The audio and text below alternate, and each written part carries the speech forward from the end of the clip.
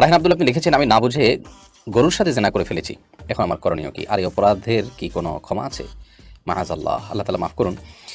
আহ, অপরাধ সেটা যেটাই হোক না কেন, যত জঘন্যই হোক না কেন, আল্লাহ রাব্বুল আলামিনের কাছে যদি কেউ কায়মনোবাক্যে লজ্জিত হয়ে অনুতপ্ত হয়ে নিজেকে ভৎসনা করে ক্ষমা চান আর নিজেকে পরিশুদ্ধ রাখবেন, পরবর্তীতে সেই সংকল্প দৃঢ়ভাবে করেন, আল্লাহ রাব্বুল আলামিন তাকে ক্ষমা করবেন ইনশাআল্লাহ বিইذনিল্লাহ।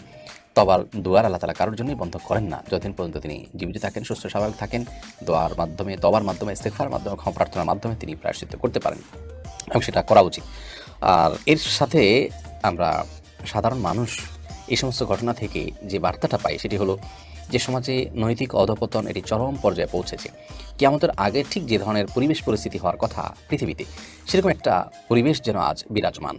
এরকম পরিস্থিতিতে আপনার আমার ছোট মেয়ে, ছোট ছেলে বাচ্চাও পর্যন্ত যার তার কাছে দিয়ে দেওয়া, যার তার কোলে দিয়ে দেওয়া উচিত নয়, এবং এগুলো নানাবিধ ফিতনার দুয়ার খোলে। যারা এই বিষয়গুলোকে বাড়াবাড়ি মনে করেন, এই যে প্রশ্নটা, এই প্রশ্ন এবং এই জাতীয় প্রশ্ন করা অনেক লোক আছেন। আমার এই ভাই হয়তো আল্লাহর ভয় হয়েছে যে তিনি প্রশ্ন করেছেন, অনেক লোক হয়তো প্রশ্ন করছেনও না, জানাচ্ছেনও না। তো চতুর্দিকে আপনার তথাকথিত ব্যক্তি স্বাধীনতার নামে, বিভিন্ন নামে আপনার মানুষের মধ্যে বেহায়াপনা, নির্লজ্জতাকে ছড়িয়ে দেওয়া হচ্ছে। এর ফলশ্রুতিতে মানুষের চরিত্র দিন দিন অধঃপতন হতে হতে হতে চরম পর্যায়ে পৌঁছে গেছে।